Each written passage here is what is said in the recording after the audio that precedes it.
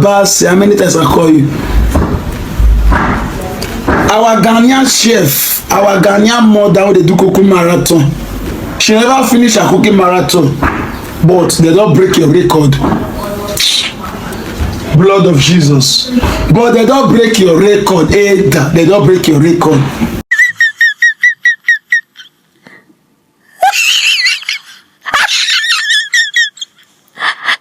Hey my lovelies, welcome back to my channel. Guys, this is what I was talking about when I made my the video on Ifwa's disqualification or disqualification of a singathon. You guys remember that I said in that video that if we've learned anything from this Ifwa singathon, it is that this, you know, some of these Ghanaians taking on this world record attempts really need to stop counting their eggs before it's hatched. You guys remember, if you watched that video, I mentioned that we've not gotten Chef Faila's, you know, result yet from the Guinness World Records, but that in the meantime they really need to stop counting their eggs before it has hatched. Because you guys remember that the moment Chef Faila started, she had not even finished the attempt, not to talk of submitting, you know, to the Guinness World Record for evaluation. She had not even finished before the dragging started, and the comparisons, and how Hilda and how Chef Faila has already broken Hilda's record. I know that part of the reason we're dragging obviously was because of the comment she made on the jollof rice, Ghana versus Nigerian jollof and all of that. But you know, at the end of the day, it was still a lot of dragging about how a record has been broken and all of that. And I was like, these people should be calming down. You know, I mentioned in the last video, Tifua, these people really should be calming down, because it is always just like setting themselves up for premium dragging. Do you understand? But honestly, I just feel for Chef Faila, to be honest, because you know, she had a lot of emotional bout during the whole thing, and I feel like she really gave it everything. Let us just read, because our team you know, made a press release where they officially announced that she had been disqualified and that her attempt had been rejected by the Guinness World Records, and they stated some of the reasons why. Let me just read. I'll just read the important parts. So it says, the attempt, which captivated audiences worldwide, unfortunately fell short of meeting the stringent guidelines set forth by Guinness World Records. A statement from the records management team cited a violation of the rest break rules, resulting in an unsuccessful attempt. So it says, according to Guinness regulations, a person attempting to break the longest cooking marathon record is permitted a 5-minute rest break for every continuous hour of activity. These rest breaks can be accumulated if not taken. These breaks are the only times a participant is permitted to use the bathroom or sleep during the attempt. Anyways, as you guys know, Chef Smith is the one currently on the cookathon attempt in Ghana. I'm going to speak more on that later, because honestly, the hours this man is attempting, I find it very concerning. Honestly, I find it very concerning. But anyways, I think now the point is that a lot of people have also come up to say, well, you know, Ghana is Guinness World Record is being partial. After all, when Hilda had her own cookathon, they deducted the hours that she had her breaks for. So why couldn't they deduct the hours from Chef Faila's own as well? Just says, why do I feel like Guinness World Records is against Ghanaians? Nigerians did break a rule and you deducted points, but a Ghanaian does same and you disqualify them. Make it make sense. We don't really know the nitty-gritty of it, but when they say they can deduct hours, that this means that, you know, there's a set of hours, or let me say minutes, that maybe if you do not use past that can still be qualified as a deduction. But maybe there's a certain number of hours that if you were to exceed that cannot be qualified as a deduction. Because let's not forget that there were Nigerians who were disqualified as well, who attempted, you know, who took on this attempt and were disqualified. So the victimization mindset of saying, oh, they are giving Nigeria preferential treatment is just ridiculous, and that's just nonsense, honestly.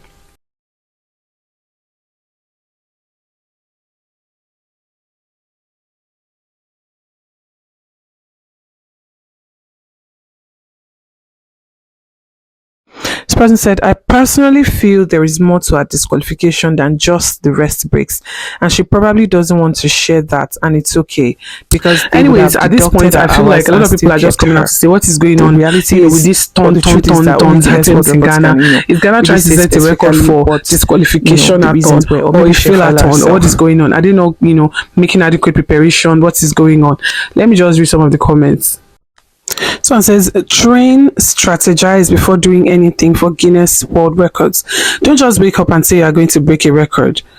SMH, because this is too embarrassing. Okay. This one says, may we not cook in vain.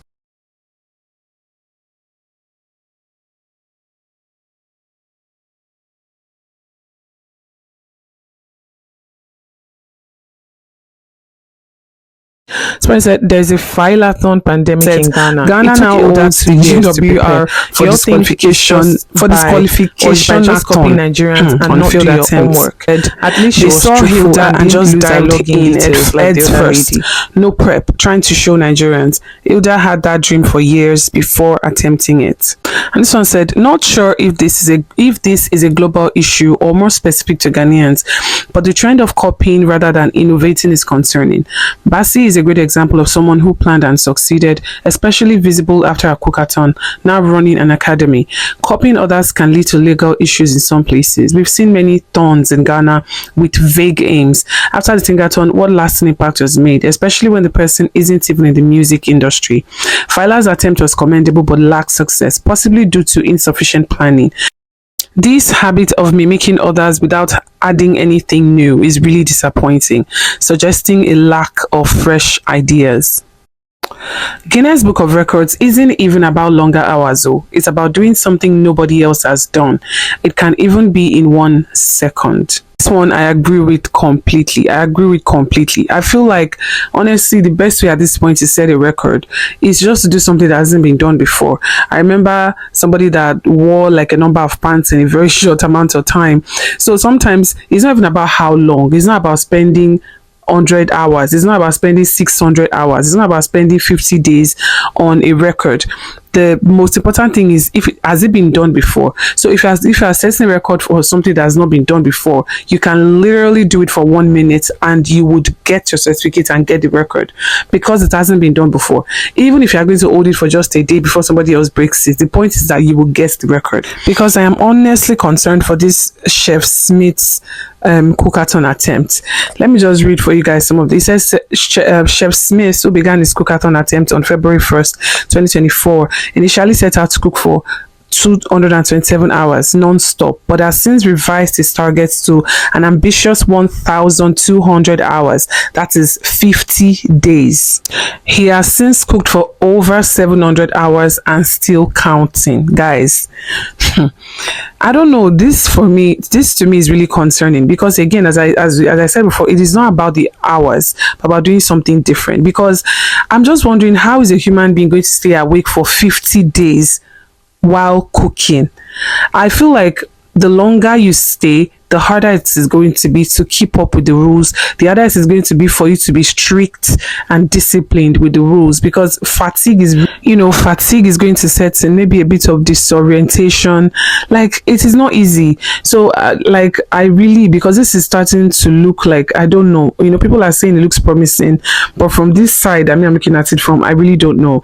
And it's going to be really, really sad. It is going to be exceptionally sad for this man to actually attempt this 1,200 hours and receive a disqualification from Guinness World Records. It is going to be really, really unfortunate. And if that should happen, then I think that should be the call for Ghana to actually give it a rest, So anyways, but I'm really wishing him the best, I'm really wishing him the best because this is a crazy, crazy attempt. I'm really wishing him the best, and I hope he doesn't, get a medical emergency, because this is a crazy attempt. Honestly, it's time to think outside the box and stop doing this follow. Like, they've done it. You want to do exactly the same thing. Why not just think of something new? Why not think of something fresh? Even these Nigerians that were doing it at first, they've moved on. However, the lady that said one of the comments about how they just jumped in at first without preparing at all, I would not say that's completely true. I think they said Chef Faila actually had about 8 months to prepare or so, because she received the go-ahead from Guinness World Records last June.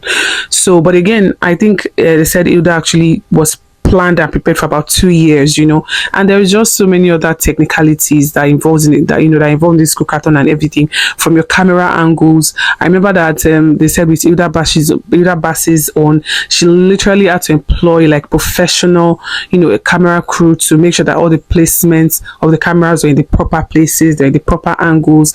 So there is just a lot that this thing entails, a lot of technicalities, a lot of preparation that is involved, So I just feel like at this point, if Ghana is still bent on getting this, then maybe they should really think outside the box and think of something new, Anyways, I just feel like the whole drama that happened after Chef Faila started the cooking and the whole dragging and everything just sets it's this all dragging up, and it was going to happen. This dragging was going to happen. But anyways, I really do wish Chef Faila all the best. I feel like she gave it her all. I honestly feel some type of way about her not winning. Honestly, I feel like I don't know. Somehow I feel for her than I did for Efua, to be honest. But anyways, the good thing is that in both Efua and this chef's case, they have gotten endorsements, they've gotten social recognition. They've made the bag despite not winning. So I feel like that in itself is a win for them. So the only thing is, they did not actually win the record, but I feel like in other areas this attempt has done something for them. So I think that's good, and that's a win by itself. Anyways, guys, let me know what you guys think in the comment section, and don't forget to like, don't forget to subscribe to the channel, and I'll see you guys on the next one. Bye, guys.